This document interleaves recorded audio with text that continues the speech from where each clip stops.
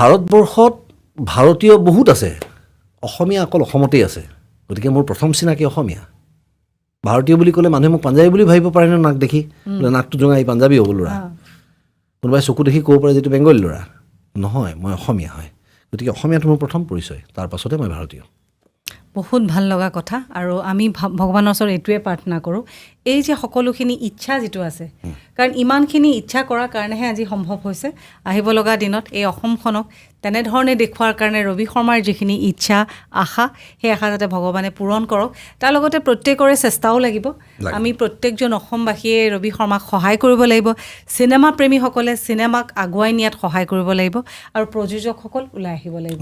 আৰু এইটোও এটা কথা, মই যিটো এটা কেলকুলেশ্যন কৈছিলোঁ, ৰবিয়ে কিন্তু খুব অংক কৰা ল'ৰা।